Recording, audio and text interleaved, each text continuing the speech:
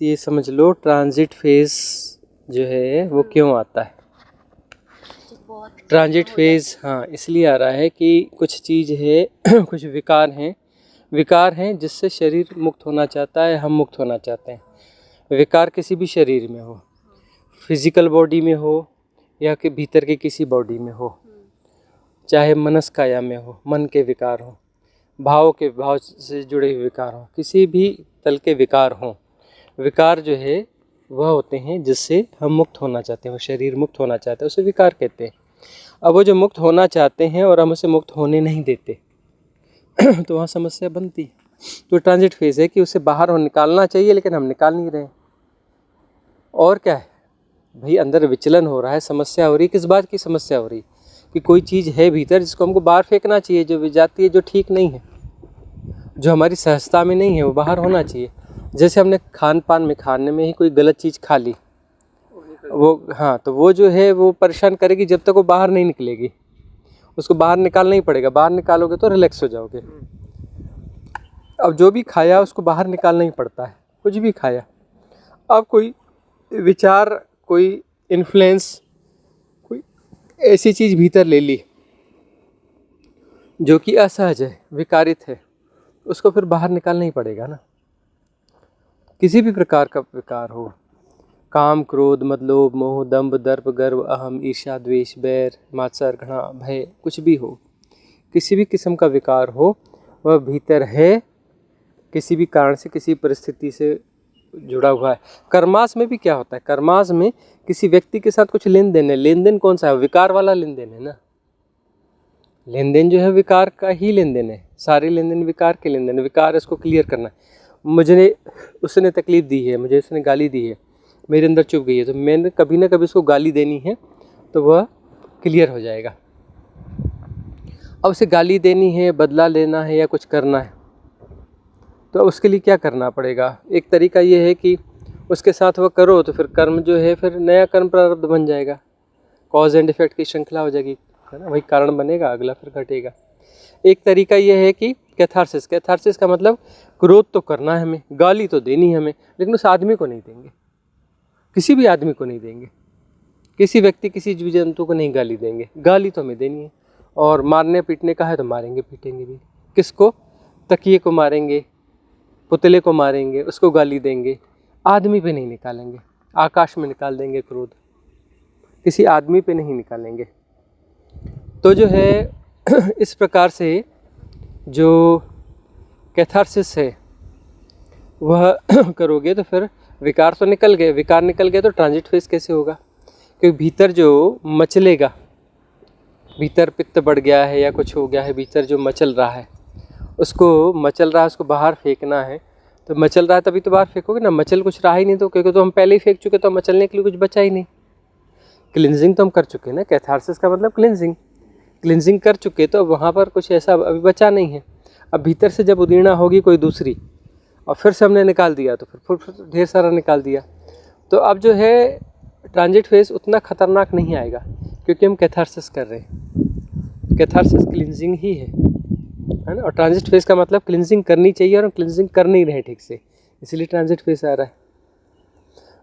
तो साधना की विधि, किसी भी विधि के माध्यम से क्लिनजिंग ठीक से होनी चाहिए, और वह नहीं हो रही है तो कैथारसिस तो ऐसी विधि है कि जो हो ही जाएगा ना। जिब्रिश कैथारसिस ऐसा है, उस ईमानदारी से थोड़ा करना आ जाए वह करना आ जाए तो क्लिनजिंग हो ही जाएगी ना। तो ये जो है बड़ी काम की विधि है जिनके पास सहूलियत है, घर में ऐसा माहौल है कि घर के लोग सपोर्ट करते हों, ऐसा एकांत हो, जंगल हो, कुछ हो, तो जिब्रिश कैथारसिस हफ्ते में 1-2 बार, 3 बार, 4 बार, जितना हो सके कर ही लेना चाहिए। कर लोगे तो इससे बड़ा कोई इलाज ही नहीं है ना। और क्या ले, मन की काया का इलाज है। मन में विकार हैं तो विकारों को फेंक दो बाहर। फेंक दिया और उसका कोई रिजल्ट, कोई कर्मास भी नहीं बनेंगे ना। अब वो जो फेंक दिया वो कर्म बनने वाले थे, कर्म बनेंगे नहीं, और जो पुराने कर्म का प्रभाव था वो इम्प्रिंट भी चला गया, पुराने कर्म भी क्लियर हो गए, कर्म कट गए, नए कर्म बने नहीं। कितनी सुंदर बात है क्लिनजिंग और जिब्रिश, है ना, बड़ी सुंदर सी बात है। तो इसको अपना जो है ख्याल रखो। ऐसा गुस्से की जगह पे ना अभी हंसी आती है कभी कभी, मतलब वो बच्चे को डांटते हुए सेम ही चीज करता है ना, हाँ, तो बहुत हंसी आती है और बोलती भी हूँ मुँह पे, मैंने तुझे मार दिया था कल, गाली भी दे दी थी, तो भी ये तेरा रिपीट वाला बंद करो, मुझे हंसी आ रही है। ठीक है ना, ऐसा होगा ना, क्योंकि अब समझ आने लगी। अब जो है वो हैक्ड नहीं हो रहे हो ना। अब वो जो विकार का काम होता है हैक्ड कर लेना, विकार जो तुम्हारे कॉन्शियस माइंड को हैक कर लेता है, तुम कठपुतली हो जाते हो, तुम अपने बस में नहीं रहते। विकार चल रहा है और तुम बस में नहीं हो, तुम खो गए हो, तुम खो जाते हो। बाद में तुम्हें ख्याल आता है अरे मैंने क्या कर दिया, तो मैं आपे से बाहर हो गया। अब जो है कैथारसिस हो गई है, वहाँ कुछ घट भी रहा है, बेहोशी तो आने वाली है नहीं, क्योंकि हैक्ड होने लायक कोई विकार बचा ही नहीं है वहाँ पर। ऐसे इतनी ताकत विकार में है नहीं कि हमें हैक कर ले। हमें हैक करेगा नहीं, कॉन्शियसनेस बनी रहेगी तो कॉन्शियसनेस देखेगी कि ऐसा ऐसा हो रहा है, तो क्या करेंगे, हंसी तो आएगी और क्या आएगी, क्रोध थोड़े ना आएगा, हंसी आएगी। तब जो है कई बार मौका पड़ेगा तो फिर नकली गुस्सा करना पड़ता है, अभिनय पूर्वक जीना पड़ता है। अभिनय पूर्वक जीने के लिए कैथारसिस होगी तभी तो अभिनय पूर्वक जियोगे ना। या फिर राइट क्लिनजिंग किसी भी माध्यम से, किसी भी प्राविधि के माध्यम से होगी, राइट क्लिनजिंग होगी तभी तो अभिनय पूर्वक जी सकते हैं। तो अभिनय कैसे होगा, वो तो विकार में इतनी ताकत रहती है, इतनी ताकत रहती है कि वो तो अपना दबोच लेता है, नचाता अपने हिसाब से। बाद में होश आता है, अरे मेरे से ये हो गया, मेरे से ऐसा गलत हो गया, कैसे हो गया, क्यों हो गया, है ना। हाँ, इस पे एक प्रति प्रश्न है कि मेरा ना बहुत बार ऐसा होता है कि सपोज गाली देते देते, मारते मारते, चिल्लाते चिल्लाते कभी कोई जानवरों की आवाज़ भी निकलती है, हंसी भी आती है, और उसके बाद जब मैं तटस्थ होकर देखती हूँ तो ज़्यादातर तो कभी कभी मैं खुद को ही पीटती हूँ, खुद को ही गालियाँ देती हूँ। मतलब वो थोड़ा कंफ्यूजिंग है कि ये क्या हो रहा है। हाँ, खुद को पीटना, खुद को गाली देना मतलब सेल्फ कंडेमनेशन है। अपने आप को माफ़ नहीं कर पाई हो कई जगहों पर, तो अपने आप को पनिश करने की सज़ा है। मतलब पनिश करने की जो है वो पनिश करने का आग्रह है खुद को। हम खुद को सज़ा देना चाहते हैं क्योंकि हमें ऐसा लगता है कि हमने बहुत ज़्यादा गलत किया है कई जगहों पर। तो अपने आप को मारना, अपने आप को गालियाँ देना। अब इसमें देखो कि अपने आप को मार रहे हो, गालियाँ दे रहे हो, मतलब अपने दो विभाग कर लिए ना। अपने आप को गालियाँ दे रहे, कौन दे रहे हो, खुद दे रहे हो। और किसको दे रहे हो, खुद को दे रहे हो, मतलब खुद के दो टुकड़े कर लिए ना, खुद का डिवाइडेशन कर लिया ना। तो यह तो कोई समाधान हुआ नहीं। तो वह जो उस पागलपन को कम से कम देखा जाए, वो पागलपन घटे, खुद को गालियाँ देना मारने वाला, और उसको देखा जाए तो देखते देखते देखते ये पागलपन चला जाएगा। राइट विटनेसिंग, समता से पागलपन जाएगा। है तो शुद्ध पागलपन, है ना। इसमें यह है कि क्षमा याचना, मंगल कामना यदि ठीक से हो रही है तो दूसरों को भी क्षमा करो, अपने आप को भी क्षमा करो। हम क्षमा मांग भी तो रहे हैं, सबको क्षमा कर रहे हैं और क्षमा मांग भी रहे हैं। सबसे मांग रहे हैं क्षमा और सबको क्षमा कर रहे हैं। सबकी क्षमा करना भी आ जाता है। हाँ, खुद को भी क्षमा कर सकते हैं ना। खुद को भी तो यदि ठीक से होगा तो खुद को भी क्षमा हो जाएगी ना। अब सबसे क्षमा मांग ली है तो अब पश्चाताप का कोई रिग्रेट का कारण ही नहीं बचा ना। सबसे क्षमा मांग ली और सबको क्षमा दे भी दी, तो अब कॉज एंड इफेक्ट की कोई श्रृंखला बची ही नहीं, और सबकी मंगल कामना भी कर ली। हाँ, तो सबकी मंगल कामना जो हमने कर ली ना, उसमें ये रहता है कि भाई हमने क्षमा मांग ली, बदले में हमने उन्हें क्या दिया, बदले में हमने उन्हें क्या दिया। भाई हमने उनकी कुछ गड़बड़ करी थी, अब हमने क्षमा मांग ली, आंख बंद करके सबसे क्षमा मांग ली कि जितनी भी एंटिटीज़ हैं, जितनी भी बीइंग्स हैं, सबसे हमने माफ़ी मांगी, क्षमा मांगी। अब क्षमा मांगी तो बदले में हमने क्या दिया, कुछ देना तो पड़ेगा ना। तो छोटी मोटी क्या चीज़ देनी, सबसे कीमती चीज़ दो ना, हीरे मोती से भी ज़्यादा कीमती चीज़ दो ना, मंगल कामना, कि सबका मंगल हो, सबका कल्याण हो, तेरा भी मंगल हो, कल्याण हो, तुझे मुक्ति मिले, तुझे मोक्ष मिले, तुझे मुक्ति मिले, तुझे मोक्ष मिले, है ना। परम ज्ञान घटे तुझे, आत्मज्ञान घटे, है ना। तू ब्रह्म हो जा, तू शिव हो जा, इससे बड़ी और क्या चीज़ दोगे। तो यह जो है मंगल कामना दे दी, तो मंगल कामना देने से तो बात बराबर हो जाएगी ना, अंदर से सेटिस्फेक्शन होगा ना कि हमने क्षमा तो मांगी ही मांगी, साथ में हमें कुछ भाई कुछ देना था ना, हमने किसी का कुछ बिगाड़ा तो हमने दे दिया। और क्या दिया, सबसे कीमती चीज़ जो दी जा सकती है वही दी, उसके लिए मंगल कामना दी उसको, कि उसका मंगल हो, उसका कल्याण हो, वह उस आंतरिक दशा को परमात्मा हो जाए, वह जिसको है ना कि वह उसका सेपरेशन परमात्मा हो जाए। जा तू भी परमात्मा हो जा, सेपरेशन तेरा डिज़ॉल्व हो, ऐसा। गुरुजी, मेरा भी इसमें यही था कि मैं भी सोचता था मुझे काफ़ी टाइम से ट्रांजिट फेज नहीं आ रहा है, पर मैं रोज़ रात को क्षमा याचना मंगल कामना करता ही हूँ। बीच में 3 महीना तो कंटिन्यूस वीडियो वाला किया था, और फिर खुद को भी क्षमा करना वो खुद से बोल के करता। तो क्या यही रीज़न है जिससे वो ट्रांजिट फेज जैसा फील नहीं हो रहा है? क्षमा याचना में भी वही कैथारसिस जैसा ही वो डेप्थनेस है जिससे ट्रांजिट फेज जैसा लगता ही नहीं है आ रहा है। वही है, यही हम समझाते हैं कि क्षमा याचना मंगल कामना जो सिद्ध क्रिया दी हुई है, प्राविधि है, ये कोई साधारण प्राविधि नहीं है। प्राविधियाँ कोई भी दी गई हैं, जो भी सिद्ध क्रियाएं हैं, कोई भी साधारण नहीं है, दिखती साधारण है लेकिन सब असाधारण है। तो जो है ये जो असाधारण है, और इसको यदि ईमानदारी से करोगे तो ट्रांजिट फेज नहीं आएगा, क्योंकि सारे कर्मास ही कट जाते हैं ना। जब सारे कर्म कट जाएंगे, सारे कर्म कट जाएंगे तो वहाँ बचा क्या फिर, किस बात का ट्रांजिट फेज आएगा। तो ठीक से यदि करते हैं तो सारे कर्मास कट जाएंगे, सारे कट जाएंगे, ट्रांजिट फेज आएगा ही नहीं। और सामने वाले पे अचानक से कुछ कुछ चीजों पे दया भी आती है हंसी के साथ, तो वो भी क्या क्षमा याचना का असर है? सामने वाले पे दया आती है, चलो अच्छा है कि दया आती है, क्रोध नहीं आता, लेकिन दया भी कोई अच्छी चीज़ नहीं है। सहानुभूति, करुणा, करुणा होनी चाहिए, दया नहीं। दया का मतलब है कि हम किसी पे एहसान कर रहे हैं या किसी को छोटा मान रहे हैं, क्षुद्र मान रहे हैं और उस पर हम दया कर रहे हैं। दया कोई अच्छी चीज़ थोड़ी ना होती। करुणा होनी चाहिए। करुणा का मतलब मैं ही हूँ, अलग अलग हम हैं ही नहीं। इससे भूख लगी है, मतलब इससे थोड़ी ना लगी हो, तो भूख है, इससे लगी, मुझे लगी, एक ही बात है। इसने भोजन किया, तृप्ति हो गई, खुद को भी आनंद आ हा हा, खाया उसने और उसको जो तृप्ति जो हमको, आ हा कितना बढ़िया, भूख मिट गई। मेरी मिट गई ऐसा सवाल ही नहीं, मेरी तेरी का सवाल ही नहीं, मेरे तेरे से ऊपर है ना। करुणा तो मेरे तेरे से ऊपर है, जब मेरा तेरा वहाँ करुणा कहाँ है? ठीक है ना। और लेट गो वाली जो चीज होती है, लेट गो, कि जाने दो, चलो छोड़ो, ये छोटी छोटी बातें जो पहले बहुत बड़ी लगती थी। हाँ, तो वही है कि वह जो हैकिंग है, हैकिंग चली गई ना। लेट गो का मतलब हैकिंग चली गई ना। यदि लेट गो नहीं हो पा रहा है तो हैकिंग है, वो हमें कठपुतली की तरह नचा रहा है। और हमारे पास यह पैदा हो रहा है कि वो हमें दिख रहा है कि हमारे पास विकल्प है, विकल्प हमारे पास ही है। चाहे तो हम हैक्ड हो जाएं, कर्म को जिएं, और चाहे तो हम कर्म के बाहर हो जाएं। तो लेट गो, यार जाने दो यार, ये कर्म के बाहर हो जाना, नहीं तो कर्म की चक्री बड़ी लंबी चलनी थी हमने। हाँ, अच्छा, एक्सेल विधि इस पे हाँ काम करेगी, अचानक एक्सेल की विधि इसमें काम करेगी। और लेट गो, छोड़ दिया, तो छोड़ दिया तो अब कर्म की श्रृंखला जीनी ही नहीं पड़ेगी। कर्म कट गए, कर्म जो है कट गए।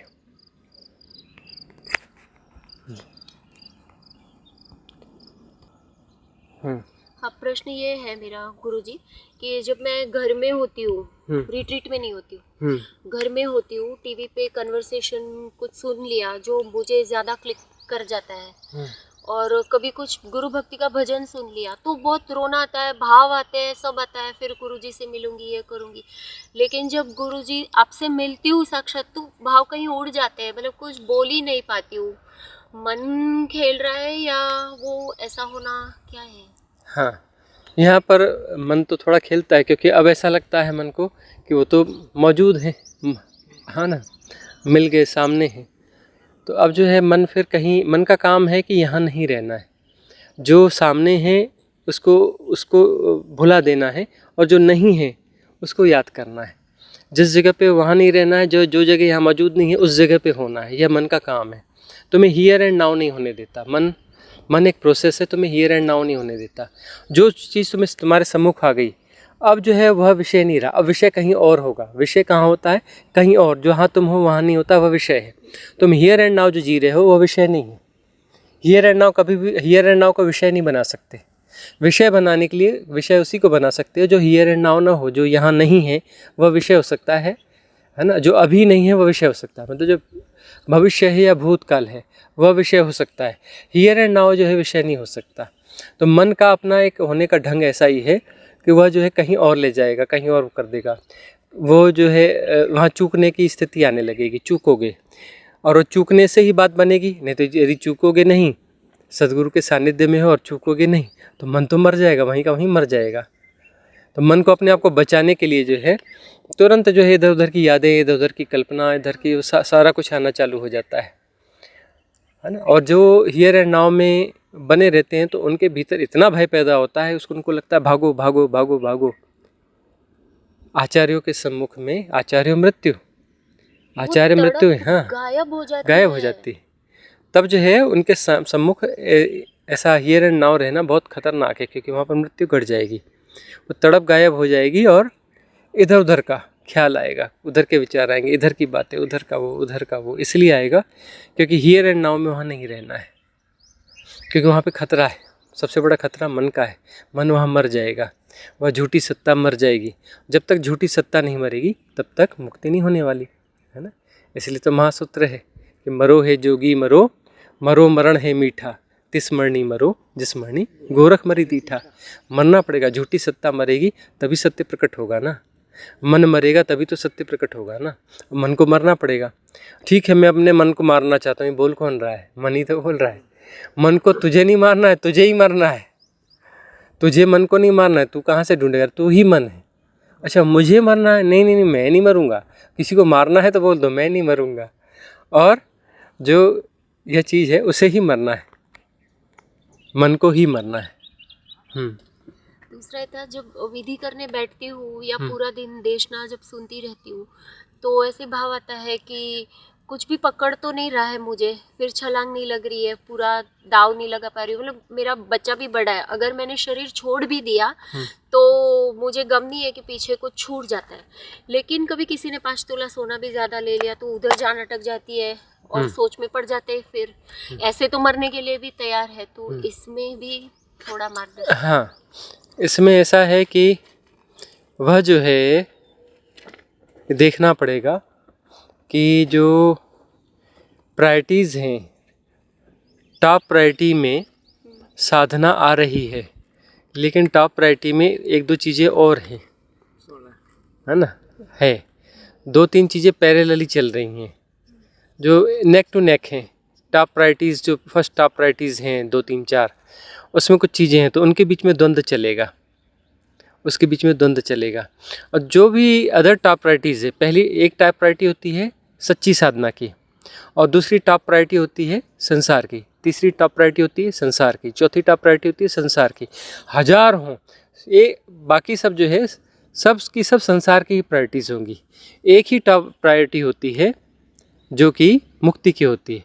बाकी सारी जो है धर्म के नाम पर हो, किसी भी नाम पर हो, उसका सारी प्रायोरिटीज़ जो रहेंगी वो संसार ही है, और चोला ओढ़ ओढ़ कर आ जाते हैं कुछ भी। तो कौन सी जो प्रायोरिटीज़ हैं जो इसके पैरेलल में चल रही हैं, उनको देखना समझना पड़ेगा। देखते समझते समझते फिर जो है धीरे धीरे धीरे धीरे उससे बाहर निकलना होगा, क्योंकि अभी वो प्रायोरिटी है, तगड़ी प्रायोरिटी है। और हम ये नहीं कहते कि व्यवहारिक सत्य नहीं निभाने, व्यवहारिक सत्य तो निभाने ही है, लेकिन अभिनय पूर्वक निभाने हैं। उसमें अपनी जान नहीं फंसानी है। हमारी जान उसमें फंसी है, बात वहाँ पर है। हमारी चेतना वहाँ पे गुथी हुई है, हमारी चेतना नहीं गुथनी चाहिए वहाँ पर। और व्यवहारिक सत्य के साथ प्ले करना है, लीला करना है। राजा जनक राजा ही बने रहे आत्मज्ञान के बाद में, कृष्ण राजा ही बने रहे आत्मज्ञान के बाद में भी, है ना। तो जो है ऐसा कोई ज़रूरी नहीं कि कुछ छोड़ने वाली बात है। व्यवहारिक सत्य को प्ले कर सकते हो, लेकिन जो है वहाँ जान फंसी है, उसको देखना है। अब यदि दूसरी भी प्रायोरिटीज़ हैं और उसमें इतनी जान फंसी है तो इसलिए मुक्ति नहीं घट रही है, नहीं तो मुक्त न घट हो जाती, एनलाइटनमेंट ना हो जाता, परम ज्ञान बुद्धत्व ना हो जाता। तो बुद्धत्व टल रहा है। क्यों टल रहा है? क्योंकि पैरेलली प्रायोरिटी में है साधना, बहुत ऊंची प्रायोरिटी में साधना है, लेकिन इसके पैरेलल आगे पीछे कुछ और भी प्रायोरिटीज़ हैं। तो वहाँ चेतना गुथी हुई है, फंसी हुई है। तो फंसी हुई है तो इसलिए अभी परम मुक्ति घट नहीं रही है। ये ऐसे तो दैनिक जीवन में मुझे नहीं लगता, मतलब मुझे नहीं लगता, पर कभी सडन ऐसी कोई सिचुएशन आ जाती है ना, तो वो कुछ चीज़ें प्रायोरिटी बन जाती है। मतलब देखो प्रायोरिटी बन जाती है। देखो प्ले के हिसाब से, ऐसे प्रति संवेदन के हिसाब से कुछ होता है, वो ठीक है कि व्यवहारिक सत्य अचानक कोई समस्या आ गई है, समस्या आ गई तो वहाँ अपने आप को 100% झोंकना पड़ेगा। वो तो प्रति संवेदन से होगा ना। ये देखो 100% झोंकना है, 100% मन तो नहीं झोंक सकता ना। कितनी भी गंभीर समस्या आए उसमें 100% तो नहीं दे सकता ना मन। प्रति संवेदन से 100% घटता है। विपरीत परिस्थिति है और वहाँ पर जान लड़ा देगा आदमी। व्यवहारिक सत्य में भी, चाहे अपने लिए हो, अपने परिवार के लिए हो, किसी के लिए हो, जान लगा देगा। वो प्रति संवेदन से जीना है, वो बहुत सुंदर है। प्रति संवेदन से जीना सुंदर है। प्रति संवेदन से व्यवहारिक सत्य निभाते हो, बहुत सुंदर है, उसमें कोई गड़बड़ी नहीं है, बहुत सुंदर बात है वो तो। प्रति संवेदन से मन से करते हो तो मन में द्वंद्व दोनों चलेगा, उसका पक्ष विपक्ष चलता रहेगा और अपना 100% नहीं दे पाओगे। मन कभी भी कहीं भी 100% नहीं दे सकता, वह पक्ष में भी रहेगा विपक्ष में भी रहेगा। मन का एक हिस्सा हर चीज़ के पक्ष में और एक हिस्सा उसके विपक्ष में है। है ना। इस प्रकार से मन काम करता है। मन द्वंद्वात्मक प्रक्रिया है। मन एक प्रक्रिया है, प्रक्रिया के अलावा कुछ नहीं। मन कुछ होता नहीं है। पकड़ के लाओ, कहीं से ले आओ, 1 किलो ले आओ, मन आधा किलो ले आओ, 100 ग्राम ले आओ, कहीं से ले आओ, मिलेगा। मन एक प्रक्रिया है और द्वंद्वात्मक प्रक्रिया है। प्रक्रिया जो है द्वंद्वात्मक ही होती है, कोई भी प्रक्रिया हो द्वंद्वात्मक ही होती है। तो मन एक प्रक्रिया है और द्वंद्वात्मक प्रक्रिया है, ठीक है ना। तो मन जो है, मन के होने का ढंग ही ऐसा है, ये मन के होने का ढंग है कि वह द्वंद्वात्मक ही होगा। तो इसमें गुरु जी ये जैसे आपने बोला प्रति संवेदनशील जीना चाहिए, हाँ, और ये मन का द्वंद है, मन का समझ गए द्वंद है, ये प्रति संवेदन से ही आया है, ये जो निकल रहा है वो कैसे हमको पता चले कि ये मन का खेल नहीं है और ये प्रति संवेदन से हो रहा है। जैसे आपने फैमिली के रिलेटेड में बताया कि फैमिली के रिलेटेड कुछ हुआ तो हम 100% झोंक दे, प्रति संवेदन से चलेगा। ये पता कैसे चले ये प्रति संवेदन? एक्चुअली वहाँ हमको झोंकना नहीं होता है, हम अपने आप को झोंकते नहीं, वहाँ तो हो जाता है, वहाँ हो जाता है। वहाँ अपना जो है उठता ही नहीं, कोई संशय उठता ही नहीं, वहाँ कोई संशय उठता ही नहीं है, कोई अपना दूसरा विचार आता ही नहीं है। वहाँ पर कोई प्रतिसंवेदन घटेगा तो दूसरा विचार आता ही नहीं है, और हम अपने आप को झोंकते नहीं हैं, वहाँ तो हो जाता है। सांप आया है, यहाँ पे सांप गुजरा और अचानक छलांग मार करके सब चले गए, कुर्सियाँ गिर गई, वह हो गई। वो मन ने विचार किया, फिर उठा, फिर भागा, ऐसा नहीं हुआ, वह प्रतिसंवेदन से हुआ, मन नहीं था। मन होता तो विचार करता, उठता, वो करता, और सांप इस बीच में कुछ कर जाता है। प्रतिसंवेदन से हम झटके से वो छलांग मारी, जो कि सामान्यतः मार भी नहीं सकते उतनी जोर से, है ना, और बिल्कुल दूर चले गए, बिल्कुल दूर चले गए। और जो है वो प्रतिसंवेदन से घटा, वहाँ पर 100% है और अपने आप घटा है। वो जो है प्रकृति अपनी सहजता में है, वहाँ पर प्रकृति के होने का ढंग है। वहाँ पर मन आएगा तो प्रकृति को जो है ठीक से प्ले नहीं करने देता, और प्रकृति बहुत गहरे में ब्रह्म है, प्रकृति बहुत गहरे में ब्रह्म है। तो प्रकृति को ठीक से घटने दो और उसके गहरे में उतर जाओ तो ब्रह्म हो जाता है। प्रकृति का मार्ग देखो, हम कहते हैं प्रकृति परमात्मा का सौम्यतम द्वार है, हम बार बार कहते हैं। क्यों? क्योंकि प्रकृति के गहरे में जाओगे तो ब्रह्म है। ये संसार थोड़े ना है, तुम कहते हो ये पेड़ पौधे नदी पहाड़ ये संसार है, संसार तो नहीं, तो सृष्टि है। सृष्टि क्या है? ब्रह्म के होने का ढंग है, ब्रह्म इसमें समाया हुआ है, ब्रह्म ही हो रहा है, ब्रह्म ही हो रहा है ना। और जो संसार है वो तो खोपड़ी के भीतर है ना, वो तो मन का गुणा भाग है ना। संसार बाहर थोड़ी ना, बाहर तो सृष्टि है, और सृष्टि जो ब्रह्म के होने का ढंग है। तो प्रकृति को यदि होने दोगे तो बहुत गहरे में ब्रह्म, ब्रह्म मतलब सब हो रहा है, कॉस्मिक रिदम में। कॉस्मिक रिदम प्रतिसंवेदन है। जब तुम्हारा मन बीच में नहीं रहता तो तुम बहुत गहरे में ब्रह्म हो जाते। प्रतिसंवेदन मतलब ब्रह्म हो रहा है, ब्रह्म के द्वारा घट रहा है, उसमें तुम नहीं कर रहे होते हो, तो तुम्हारे माध्यम से हो रहा है। तुम्हारे माध्यम से हो रहा है ऐसा कहना भी ठीक नहीं, तुम माध्यम ही नहीं बचा ना, वही है ना, दूसरा तो है ही नहीं ना। दूसरा है कहाँ? वही तो है। अब तुम दूसरा बचा है मतलब द्वंद्व को जी रहे हो, दूसरा बचा है मतलब द्वंद्व को जी रहे हो। तो द्वंद्व के पार जो है सत्य है। द्वंद्व है तो मन है, द्वंद्व है तो फिर प्रतिसंवेदन नहीं है। प्रतिसंवेदन करते कि वहाँ को द्वंद्व नहीं, वहाँ तो प्रश्न उठेगा ही नहीं ना।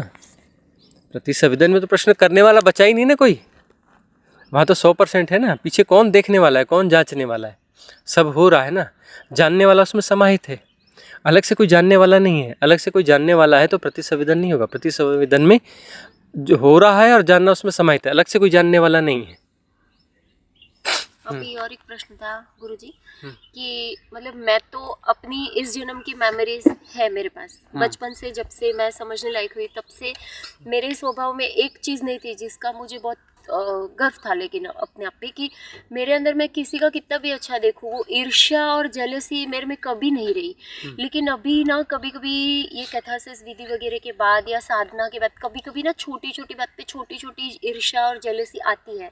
मैं देखती हूँ वो हो रहा है, मैं देख रही हूँ, लेकिन ना मुझे खुद पे बहुत घिन आती है फिर। नहीं देखो, सेल्फ कंडेमनेशन नहीं होना चाहिए। पहली बात तो ये कि पहले स्वीकार करना सीखो। सेल्फ कंडेमनेशन यानी तुम चालाक हो, बहुत चालाक हो, बेईमान हो, तुम जो है अपने आप को अस्वीकार करो। पहले स्वीकार करो कि तुम कौन हो, तुम ईर्ष्यालु हो, पहले स्वीकार करो। अपने आप पे घिन आती है, एक सेल्फ कंडेमनेशन, ये गुणा भाग है। पहली बात स्वीकार करो कि ईमानदारी से कि हाँ मेरे अंदर ईर्ष्या है, मेरे अंदर द्वेष है, मेरे अंदर बैर है, जो है अपने आप को जैसा का तैसा स्वीकार करो, भागो मत उससे। ये भागने का तरीका है कि अपने आप से घिन आ रही है, ये हो रहा है, अपने आप से लड़ना है। तुम दाएं हाथ से बाएं हाथ को लड़ाओ, कोई भी हाथ हारे तुम ही हारोगे, तुम ही हारोगे ना। तो वहाँ सेल्फ कंडेमनेशन की बात नहीं, वहाँ स्वीकार करने की बात है कि मेरे अंदर है, पिछले जन्मों के जो बीज हैं वो निकल रहे हैं ना, इस जन्म में नहीं तो पिछले जन्मों का तो था ना, वो निकल रहा है ना। ईर्ष्या बैर द्वेष, सफाई तो पूरी करनी पड़ेगी ना। तो वो जो निकल रहा है तो उसके लिए धन्यवाद भाव से भरो। तुम अपना सेल्फ कंडेमनेशन में पड़ गई। साधना तो ये थी कि स्वीकार करके जो है उसको समता में प्रतिष्ठित रह करके जाना था। समता खो दी, अपने आप से घिन आ रही है, नहीं मेरे को अच्छा नहीं लग रहा है, नहीं मेरे को ये तो मैं फिर अपना सघन होने लगा, अहंकार, सेपरेशन मजबूत होने लगा। मैं का खेल बड़ा सूक्ष्म रूप से चल पड़ा, खतरनाक रूप से चल पड़ा ये तो मैं, है ना। परम स्वीकार करना पड़ेगा कि मैं हूँ ईर्ष्यालु, मेरे अंदर ईर्ष्या है भरी है, कूट के ईर्ष्या भरी है, द्वेष भरा है, ये भरा है। जो विकार इसको स्वीकार करना पड़ेगा, ये मैं हूँ, ये मेरे होने का ढंग है। ईर्ष्या मेमोरी में, इस जन्म की मेमोरी में नहीं है मुझे कभी। अरे तो अच्छा तो मैं उतना ही काम करना है जो इसमें जन्म का है, पिछला कुछ नहीं करना है। देखो तुम हो कौन, उस श्रृंखला का हिस्सा हो ना। और ये जन्म क्यों लिया था? पिछला क्लिनजिंग करने के लिए लिया था ना। तो तुम अभी बस इस जन्म का ही बस करना है। तो फिर जन्म ही क्यों लिया था? जन्म में बिगाड़ना ही नहीं था। जब सुधारना कुछ नहीं तो बिगाड़ना ही नहीं था।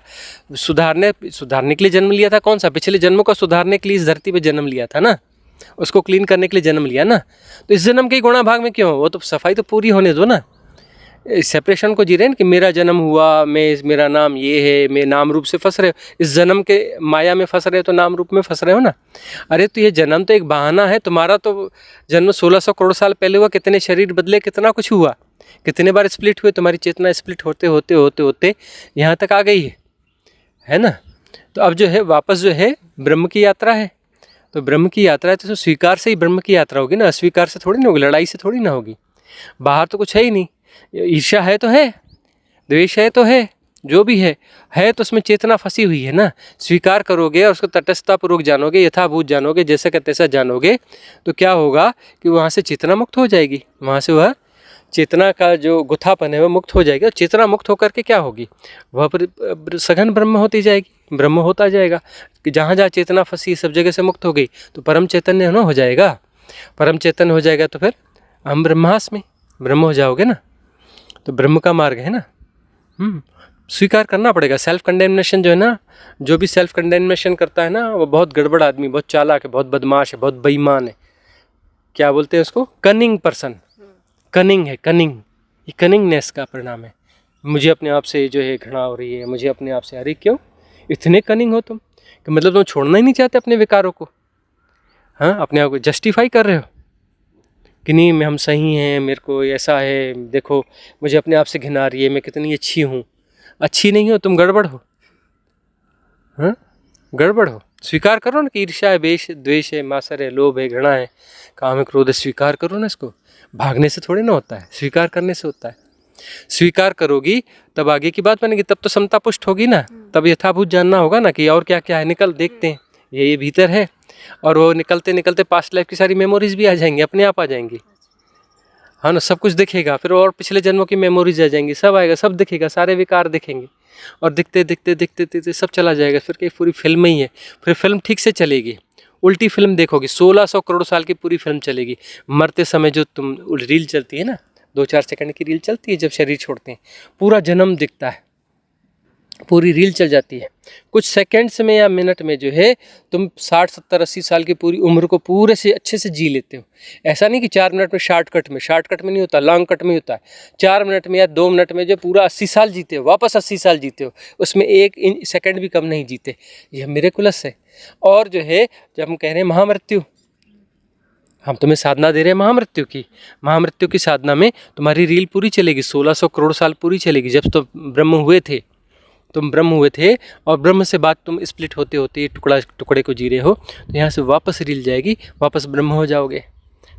बैक जाते जाते जाते 1600 करोड़ साल पहले जाओगे। तब तो एक ही था, 2 तो था ही नहीं, एक ही तो था ना ब्रह्म। और ब्रह्म के होने का ढंग अलग अलग हो गया कि कोई बोलता है कि मैं यहाँ हूँ, कोई बोलता है मैं यहाँ हूँ, कोई पेड़ है, कोई पत्थर है, कोई नदी है, कोई पहाड़ है, कोई यह है ना, कोई चींटी है, कोई हाथी है। तो यह जो है ये सेपरेशन को जी रहे हैं। जब बैक में जाओगे तो भाई ब्रह्म ही है, दूसरा तो कोई था ही नहीं ना। जब तुम जन्मे थे ब्रह्म के रूप में जन्मे थे ना, तुम्हारा वास्तविक जन्म तो वह था कि तुम अनंतता से जन्मे थे। कैसे जन्मे थे? ब्रह्म के रूप में जन्मे थे। और ब्रह्म के खेल के होने का ढंग क्या है? स्प्लिट होते होते चेतना जो है टुकड़ों टुकड़ों को जी रही है। तो टुकड़े टुकड़े चेतना हो, तो टुकड़े टुकड़े चेतना परम चैतन्य हो जाए। अपने परम को जीना है, परम को जियोगे, ब्रह्म हो जाओगे तो पूरी रील चलेगी, पूरी रील चलोगी और तुम मुक्त हो जाओगी। वो टाइम ट्रेवल पूरा करना पड़ेगा 1600 करोड़ साल का। वो सिर्फ तटस्थ रहने से हो जाएगा कि हाँ। मुझे कोई जाति स्मरण नहीं जाना? तटस्थ रहने, यदि तटस्थ होना सीख जाओ तो जाति स्मरण की जरूरत ही नहीं, जाति स्मरण अपने आप होगा, पिछले जन्मों की मेमोरीज अपने आप आती हैं, तुम तटस्थ तो हो जाओ। यदि सम्यक रूप से तुम तटस्थ हो जाओ तो फिर तो सवाल ही नहीं है ना, सारे जन्म पूछे सब खुल जाएंगे, पूरी रील चल जाएगी, 1600 करोड़ साल पूरा जो है जी लोगे। तो जातक कथा है, भगवान बुद्ध कहते हैं कि एक जन्म में बंदर था, ऐसा हुआ, एक जन्म में हाथी था, एक जन्म में फलाना था, पूरी रील चल गई ना, कंप्लीट रील चली गई ना, 1600 करोड़ साल की रील चल गई। तो पूरी रील जो है चला सकते हो, वो पूरी रील जो चल जाएगी, तुम नहीं चला सकते, तुम तटस्थ रहोगे तो रील अपने आप चलेगी। तटस्थता जो है उससे जो है तुम्हारा दृष्टा जो है साक्षी हो जाएगा। साक्षी जो है फंसावट वाली चीज़ है, साक्षी यानी केंद्र हो गया, केंद्र फंसा हुआ है, साक्षी यानी केंद्र फंसा हुआ है। और 1600 साल की पूरी रील देख ली यदि साक्षी ने, तो साक्षी मुक्त हो जाएगा। साक्षी को भी मुक्त होना पड़ेगा, साक्षी कोई आंतरिक स्थिति नहीं है, याद रखना, कोई बहुत ऊंची अवस्था नहीं है। तो साक्षी जो है तटस्थ यानी जो सम्यक तटस्थ है वो साक्षी है, और साक्षी जो है 1600 करोड़ साल की पूरी रील, पूरी मूवी, पूरी फिल्म देखेगा। 1600 करोड़ साल की मूवी और तटस्थ होकर के वह देख लिया उसने, तो साक्षी विड्रा हो जाएगा, तब कटेगा अहम ब्रह्मास्मि, तब अहम ब्रह्मास्मि कटेगा, क्योंकि तब वहाँ पहुँच गए ना, स्रोत में जहाँ से पैदा हुए थे वहाँ पहुँच गए ना, तब अहम ब्रह्मास्मि कि मैं ही हूँ, और ये सारा जो खेल है मैं ही हूँ, ये पेड़ भी मैं हूँ, पर्वत भी मैं हूँ, चींटी भी मैं हूँ, पत्थर भी मैं हूँ, पहाड़ भी मैं हूँ, नदी भी मैं हूँ, चांद तारा भी मैं हूँ, गैलेक्सी भी मैं हूँ, सूर्य भी मैं हूँ, सब कुछ मैं ही हूँ, कण कण मैं ही हूँ ना, दूसरा कोई है कहाँ पर। तो कैसे घटेगा? पूरी वो रील देख करके जब वहाँ जाओगे तब तो घटेगा ना हम ब्रह्मास्मि, नहीं तो टुकड़ा टुकड़ा ही जीते रहोगे ना। गुरुजी, इसमें रील देखना मतलब जरूरी है मुक्ति के लिए, या रील देखना जरूरी है या गैर जरूरी है सवाल ही नहीं है, बस अपने तटस्थता बनाए रखो, और जो तटस्थता में जितना जो होना है हो जाएगा, मुक्ति घट जाएगी, चाहे ऐसे घटे चाहे वैसे घटे, सवाल नहीं है। वो रील देखी जाएगी कि नहीं देखी जाएगी वो सवाल नहीं है, सवाल ये कि तटस्थता हमारी प्रॉपर है कि नहीं है। तटस्थता होगी तो उदीर्णा होती जाएगी, सफाई होती चली जाएगी। देखो उदीर्णा होगी तो उदीर्णा के साथ साथ में वो पूरी घटनाएं भी तो धीरे धीरे फिर दिखने लग जाएंगी ना। उदीर्णा जब प्रॉपर वे में होगी तो वो तो पूरी घटना दिखेगी ना कि ये इम्प्रिंट आया कहाँ से था, इम्प्रिंट आया कहाँ से है। ये तटस्थ भाव से, एकदम तटस्थ भाव से जानोगे तो पूरा बिल्कुल लाइन से एक साथ निकल जाएगा ना, एकदम फास्ट निकलेगा। अभी क्या टुकड़ा टुकड़ा सफाई होती है, थोड़ी सी सफाई होती है, थोड़ी सी सफाई होती है ना। और उसमें जो वो क्लिनजिंग होगी यदि एकदम तटस्थ हो, एकदम साक्षी हो, परफेक्ट स्थिति है, तो अब वो कुछ सेकंड में पूरा 80 साल देख लेते हो तो उस समय तो वो सुपर स्पीड रहेगी ना उसकी। उस स्पीड में कुछ सेकंड्स में जो है या कुछ मिनट में समाधि लग गई, 2 घंटे 4 घंटे की, कहते हैं ना फलाने को समाधि लग गई, इतने घंटे की समाधि लगी, इतने घंटे की समाधि लगी, तो उतने घंटे में पूरी 1600 करोड़ साल की पूरी रील चल जाएगी। वहाँ तो पूरी रील चल जाएगी, सफाई हो जाएगी, सफाई हो जाएगी। और उसके बाद में जो है बिल्कुल निर्विकार निर्विचार, कुछ भी नहीं, वहाँ कुछ भी नहीं, परम शून्यता।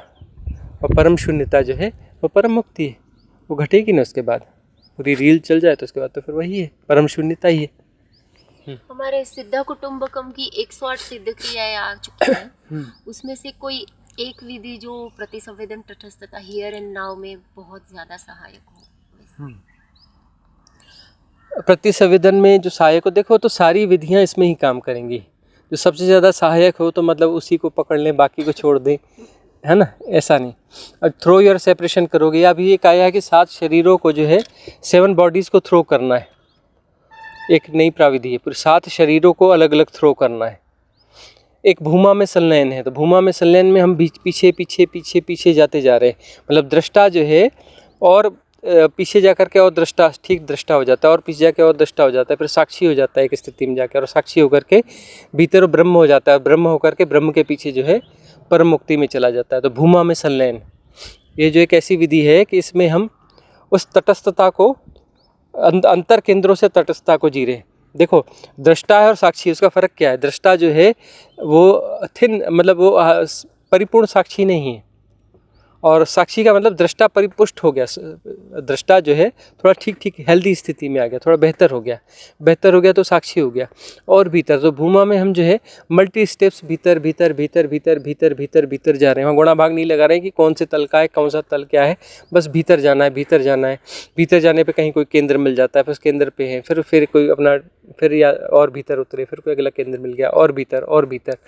तो साक्षित्व जो है सघन होते होते होते होते होते ब्रह्म होते होते और परम लीनता हो जाती है।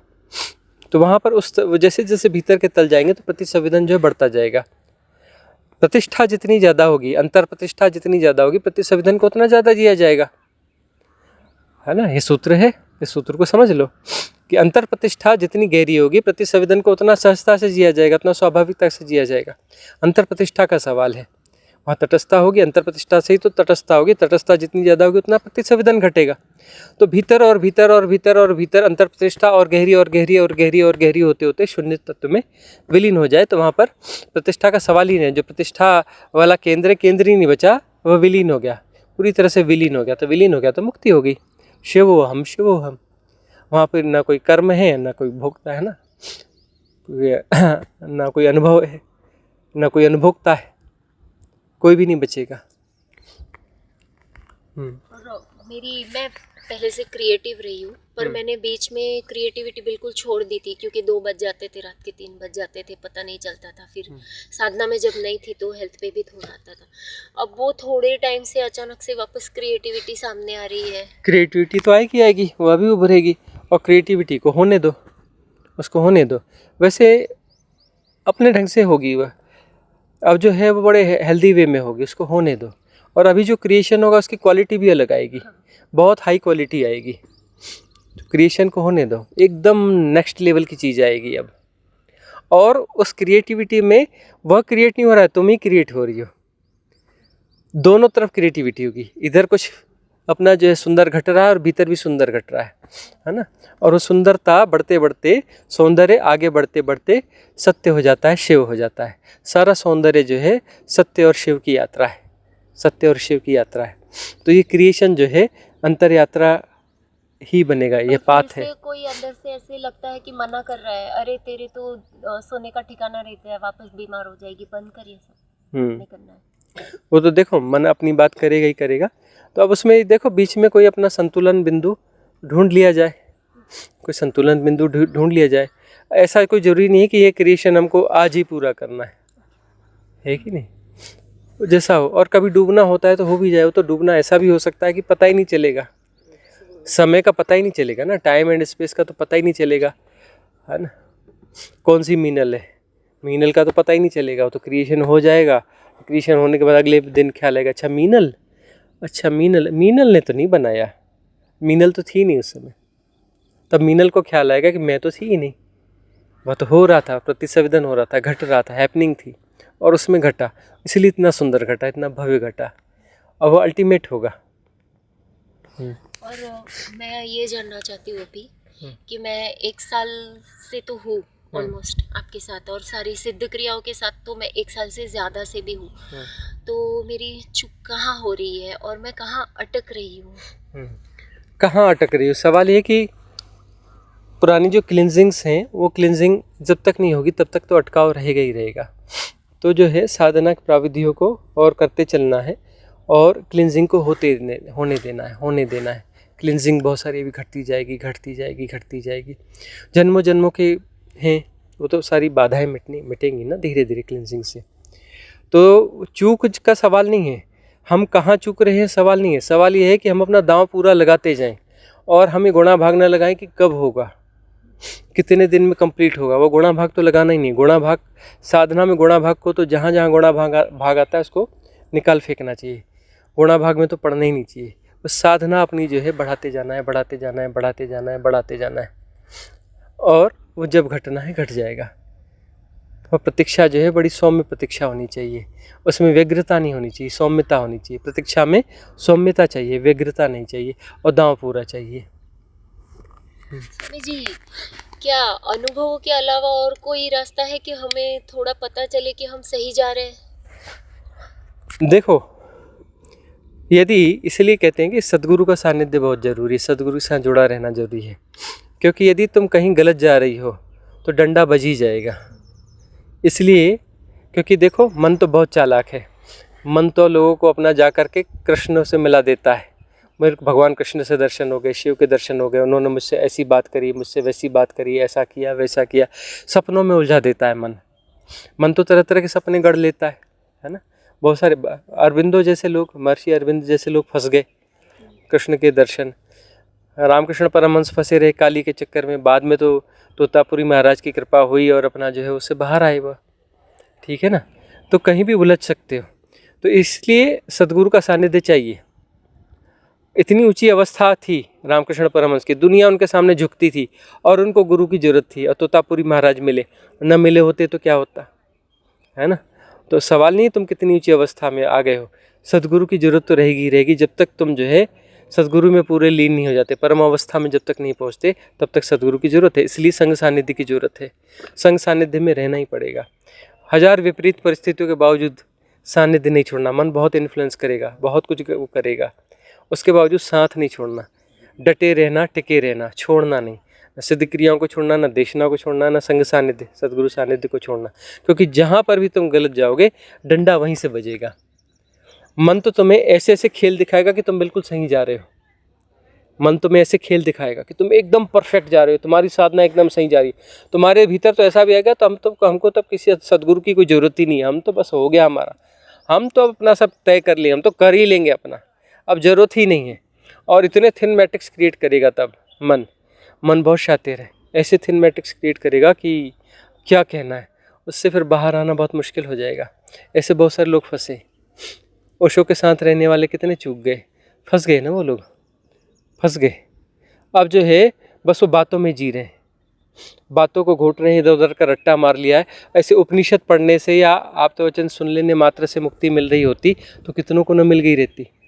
साधना में एक स्टेज में आने के बाद में मन अलग ढंग के थिन मैट्रिक्स क्रिएट करता है, बहुत चालाक मन होता है वह, बहुत चालाक मन होता है। और वो थिन मैट्रिक्स जो है उनसे बाहर निकलना बहुत मुश्किल काम होता है, बहुत मुश्किल काम होता है। तो ये बड़ा ज़रूरी है कि सद्गुरु की शरण नहीं छोड़ना, शरण नहीं छोड़ना, नहीं तो फंस जाओगे वापस। जी, आप हमें मत छोड़ना। हाँ वही, आप मत छोड़ना, हम तो आपको कहीं नहीं छोड़ेंगे। और एक मार्गदर्शन चाहिए था कि मेरे लिए कोई 3 से 4 विधि आप क्षमा याचना के अलावा, क्योंकि वो तो मेरा डेली का है। भूमा में संलयन तो एक है ही है, हाँ, वो 7 शरीरों को थ्रो करने वाली कोई विधि है, उसका ठीक ठीक नाम हमें अभी पता नहीं है। और एक जो कर्ण शुद्धि है ना, कर्ण शुद्धि, इस विधि को, उसके अलावा कभी कभी इनमें से एक कोई कर लेना। हाँ, ब्रह्मश्वास, ब्रह्मश्वास, हाँ बहुत बहुत कारगर है ब्रह्मश्वास। हाँ, फिर सबके अपने अपने हैं ना, किसी को शिव काया में विलीन होना, किसी को शिवोहम, किसी को संपूर्ण ध्यान, किसी को 10 दिसंबर वाला ध्यान अभी भी हिट है, उनको दिन हमको तो 10 दिसंबर वाला ही ध्यान चाहिए, है ना। तो हाँ, तो जिसको जहाँ जैसा होता है, ठीक है। कर्णद्वार मेरी विधि बहुत अच्छी जा रही थी, सही जा रही थी, पर मेरा वेट लॉस हो रहा था, वो शायद बंद की वजह से हो रहा है। हाँ, तो ठीक है ना, उसके लिए दूसरे उपाय हैं, उपाय हम बता देते हैं। धन्यवाद गुरुजी। हाँ। एक क्वेश्चन था, जैसे आपने एक देशना में बताया था कि 7 चक्र 7 बॉडी से रिलेटेड है। अब जैसे आज्ञा चक्र ब्रह्म से रिलेटेड है और सहस्त्र चक्र शिव काया के रिलेटेड है। और एक बाजू हम देखेंगे जब कुंडलिनी जागरण होती है तो ये 7 चक्रों का भेदन करके सहस्त्र चक्र का भी भेदन कर देती है। बट हम बोलते हैं कि वो मेंटल बॉडी का ही जो पूरा खेल है कुंडलिनी जागरण, वो सिर्फ मेंटल बॉडी का ही खेल है। बट एक बाजू वो आज्ञा चक्र का भी भेदन करती है और शास्त्र का भी भेदन करती है जो ब्रह्म और शिव काया के रिलेटेड में। तो ये देखो, जो मन है ना, मन के भीतर जो है वो 7 शरीर के तार वहाँ से जुड़े हैं। ये शरीर साइकोसोमेटिक है। अब यह शरीर जो है साइकोसोमेटिक है, किसका अर्थ क्या हुआ कि इस शरीर, यह शरीर जो है मन के साथ जुड़ा हुआ है ना। इसके तार जो है इसकी जड़ें कहाँ पर है, मन में है। ऐसे ही जो पूरी कायाएं हैं, सातों शरीर हैं, उनकी जड़ें कहाँ पर हैं, मन के भीतर हैं। तो और सिर्फ मन से मुक्ति यदि हो जाती है तो सातों शरीरों के पार निकल जाते हो। ठीक से मन से मुक्ति हुई तो देखो, मन जो है ना, मन यदि विकारों से मुक्त हो जाता है तो मन तो मुक्त नहीं होता ना।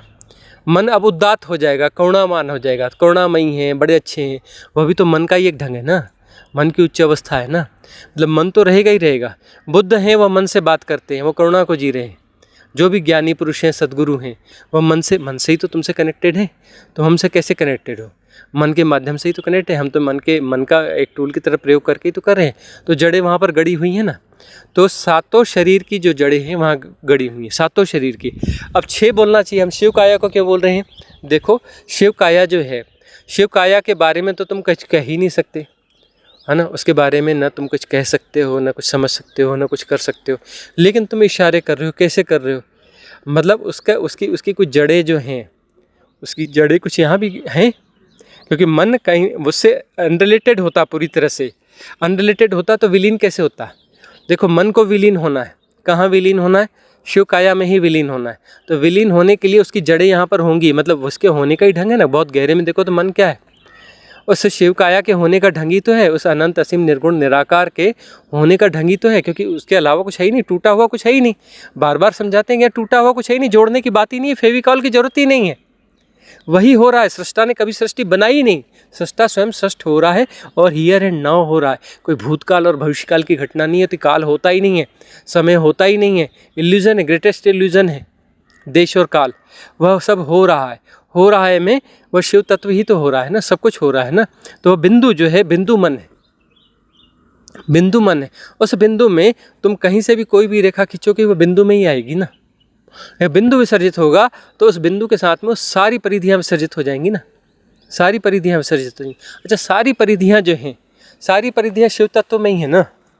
शिव तत्व में ही है ना। तो जो है शिव तत्व तो मन के बाहर की दूर किसी परिधि में नहीं है, वो तो मन के भीतर ही समाया हुआ है ना। जो सात्विक काया है वो तो मन के भीतर ही मन, उसका प्ले चल कहाँ रहा है? मन का प्ले शिव तत्व में ही तो प्ले हो रहा है ना। मन सारा विचलन कहाँ हो रहा है? किस आकाश तत्व में हो रहा है। और वो आकाश तत्व कहाँ है? सारा आकाश जो है शून्य में है। देखो, वह जो है ब्रह्माकाश को तुम जीते हो, तो ब्रह्म एक आकाश है ना। तुम अपने शरीर के आकाश को जी रहे हो, भौतिक शरीर के आकाश को जी रहे हो, फिर दूसरी इथरिक बॉडी को जी रहे हो, उसका अपना आकाश है। सूक्ष्म काया को जी रहे हो, उसका अपना आकाश है। मनस काया का अपना आकाश है। ठीक है ना। तो आकाश ही आकाश है ना।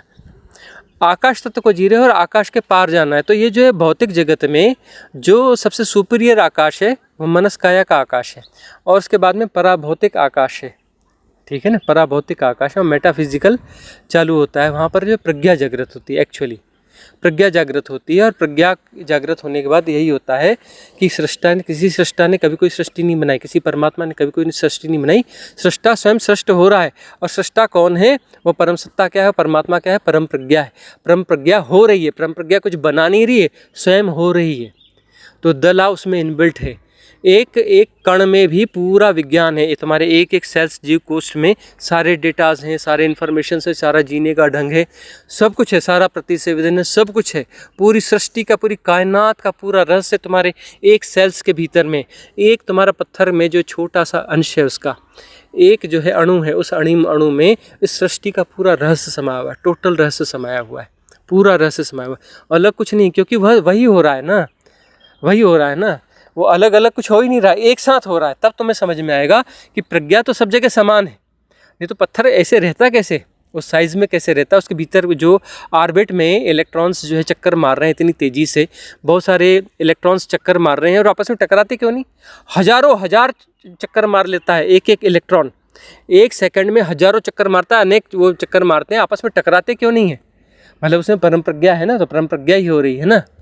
तो परम प्रज्ञा हो रही है, तो परम प्रज्ञा हो रही है तो वहाँ तो सब एक साथ हो रही है ना। अलग अलग कैसे होगी? एक साथ हो रही, नहीं तो टकराहट ना हो जाती, कुछ गड़बड़ ना हो जाता। गड़बड़ क्यों नहीं होता? क्योंकि परम प्रज्ञा अलग अलग है ही नहीं, एक साथ ही है, एक साथ हो रहा है सब। अलग अलग कुछ हो ही नहीं रहा है, अलग अलग कभी हुआ ही नहीं, टूटा कभी है ही नहीं। परमात्मा कोई टूटी हुई चीज़ ही नहीं है, कुछ जोड़ना ही नहीं है कि तुम मुझे परमात्मा से अपने तार जोड़ने। अरे क्यों जोड़ने हैं भाई, तू टूटा कब था ये बताना। तू खोज में निकल, तू है कौन, तू कहाँ से टूटा, ढूंढ, निकल तो सही भीतर, ढूंढ तो सही, पता चलेगा टूटा तो है ही नहीं, जोड़ने का सवाल ही नहीं। परमात्मा से टूट के कोई कैसे जी सकता है, परम तत्व से टूट कर कोई कैसे जी सकता है। तो टूटा तो है ही नहीं। अब टूटने का मतलब है कोई अलग अलग चीज़ें हैं और आपस में टूटी हुई हैं, है जैसा तो कुछ है ही नहीं कि परमात्मा है, नदी है या ग्रह है या नक्षत्र है, तो कुछ भी नहीं, सब हो रहा है जैसी तो कोई चीज़ होती, ठहरी हुई कोई चीज़ होती ही नहीं ना, सब हो रहा है ना। पर्वत हो रहा है, नदी हो रही, चांद हो रहे, तारे हो रहे, हाथी हो रहा है, चींटी हो रही है, मनुष्य हो रहा है, कंकड़ हो रहा है, पत्थर हो रहा है, ग्रह नक्षत्र तारे हो रहे, गैलेक्सीज हो रही, यूनिवर्स हो रहा है, मल्टीवर्स हो रहा है, सब हो रहा है ना यहाँ पर।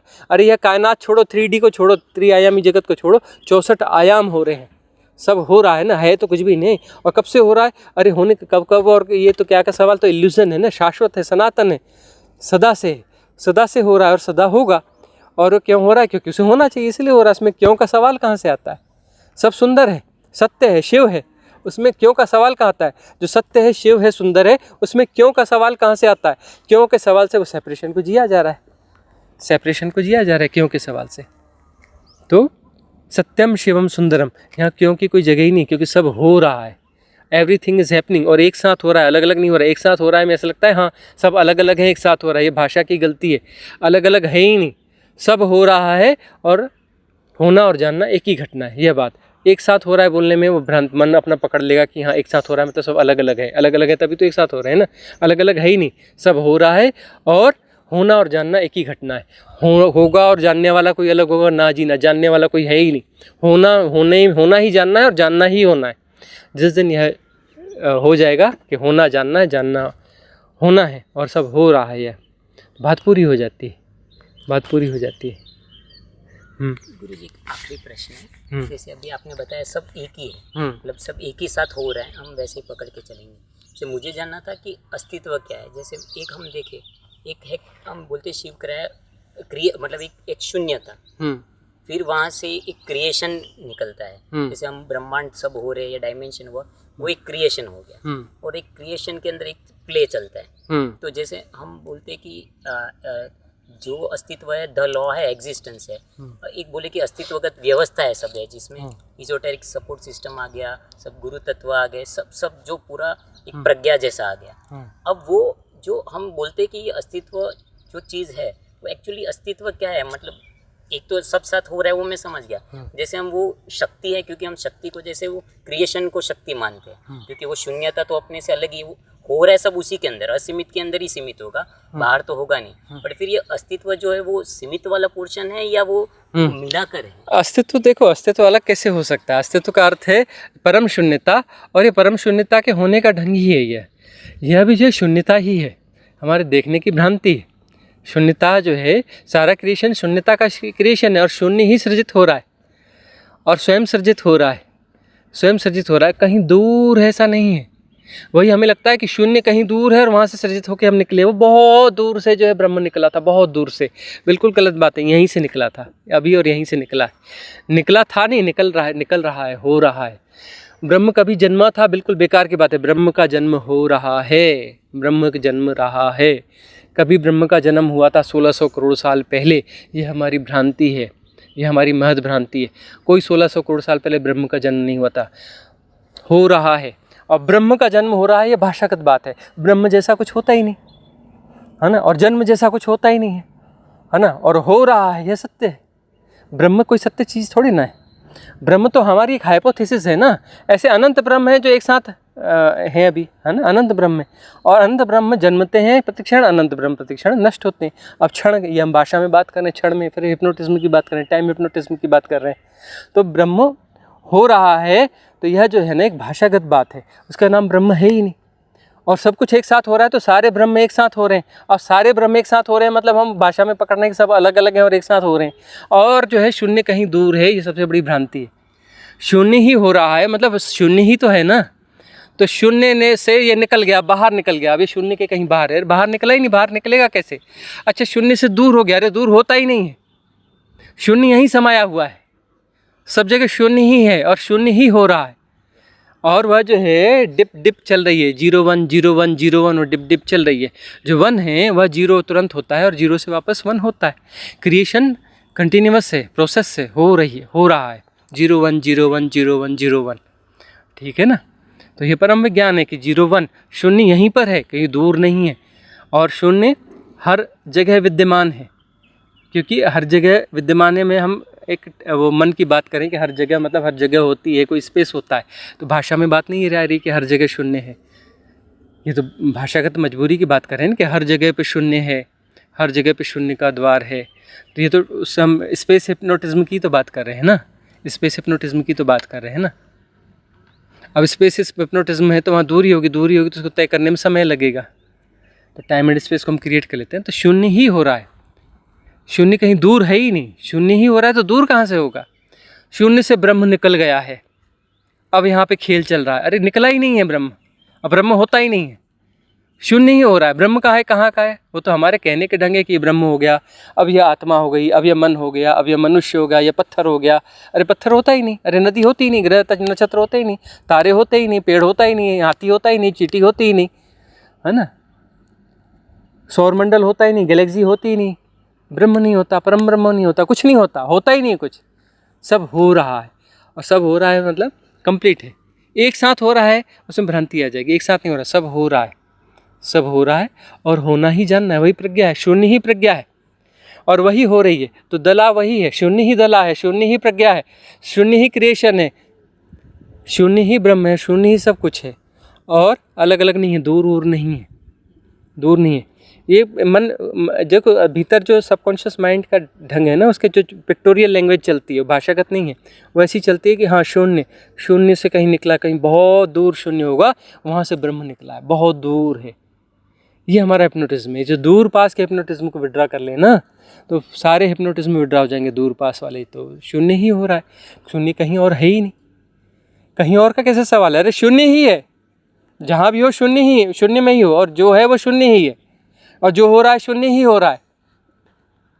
तो विभेद कहाँ पर है, शून्य कहीं दूर है। इसके लिए इतनी साधना करनी पड़ती है कि उस हिप्नोटिज्म को जी रहे। और सबकी जड़ें कहाँ, मन में है। मन क्या है, वह हिप्नोटिज्म है कि दूर है, टाइम एंड स्पेस। मन क्या है, बस वो दूर है या पास है या ऐसा है या वैसा है। ऐसा क्यों, क्योंकि ये खेल चलेगा तब तो मन है ना। ये खेल चलेगा कैसे, माया का खेल चलेगा कैसे। तो माया का खेल चलेगा तो जो स्प्लिटनेस है, स्प्लिट का मतलब ये है कि सेपरेशन का बोध हो, स्प्लिटनेस है।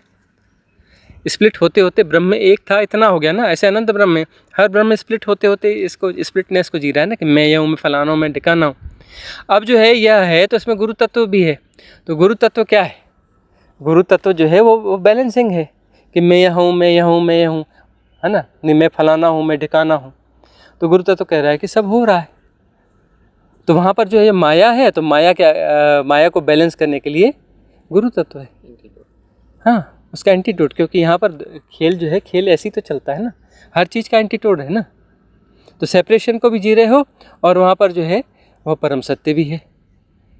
सतगुरु क्या है, परम सत्य है ना, कि सब वह जो है सेपरेशन को जी रहे हो, और उधर वो एक महायोग है, वह एक महायोग की देशना है। उस माया है, तो जब तक माया है तो सद्गुरु भी रहेंगे, माया है तो सद्गुरु भी रहेंगे, सेपरेशन को जी रहे तो सद्गुरु भी रहेंगे। तो गुरुजी, ये जो माया के अंदर हम बोलते हैं द लॉ, मतलब नियम, जैसे एक है कि पूरा माया चलता है कर्मा के नियम से, कॉज एंड इफेक्ट्स, कि पूरा का पूरा उससे चलेगा। तो वो जो दो लॉ है जो ये कॉज एंड इफेक्ट क्रिएट कर रहा है, क्या वो परम प्रज्ञा है, वही है जिससे पूरा ये इम्पैक्ट हो रहा है? हाँ, ये परम प्रज्ञा ही है जो दला है, परम प्रज्ञा ही है जो दला है, और परम प्रज्ञा ही है जो कि इस पूरे खेल को चला रही है। हमें इसलिए लगता है कि खेल है। खेल देखो, खेल को समझना है तो क्या है, हम सेपरेशन को देखेंगे तो हम खेल में फंसे हुए, खेल को खेल की तरह नहीं, खेल को सत्य की तरह ले रहे हैं, ठीक है ना। सेपरेशन को सत्य की तरह ले रहे हैं, ये माया क्या है, हम सेपरेशन को सत्य की तरह ले रहे हैं और खेल में फंसे हुए हैं, ठीक है ना। और जो है हम खेल को खेल की तरह समझने लगे हैं खेल को खेल की तरह समझने लगे हैं तो खेल से ऊपर उठने लगे हैं। वहाँ सेपरेशन जो है, सेपरेशन से दृष्टा की घटना घट रही है। ये दला है, धीरे धीरे ये वापस वहीं जाएगा। सेपरेशन स्प्लिट होते होते यहाँ तक आया, अब जो है इंटीग्रेटेड होते होते दृष्टा होगा, फिर साक्षी होगा, फिर यह होगा। ये खेल का साइकिल पूरा होना है। भाई एक ऑर्बिट में इलेक्ट्रॉन घूम रहा है तो ऑर्बिट पूरा कंप्लीट हो रहा है ना, तो वैसे ही है ना, सेपरेशन स्प्लिटनेस हो रही है और स्प्लिटनेस जो है फिर अपना वापस वहीं तक जा रही है ना, परिपूर्णता तक जा रही है। तो हर चीज़ खेल है ना, खेल का मतलब साइकिल है, साइकिल है ना। और साइकिल जो है वहाँ पर भ्रांति पैदा होती है, भ्रांति विसर्जित होती है। सिर्फ खेल यही है, भ्रांति का पैदा होना, भ्रांति का विसर्जित होना। तो भ्रांति को जिया जा रहा है और भ्रांति के विसर्जन को भी जिया जा रहा है। भ्रांति के विसर्जन को जो जी रहा है वह सद्गुरु है, जो भ्रांति को जी रहा है वह जो है सेपरेशन है। और सेपरेशन जब भी सद्गुरु के सानिध्य में आएगा तो भ्रांति विसर्जित हो जाएगी, वहाँ पर विसर्जित होना ही होना है। हो गया।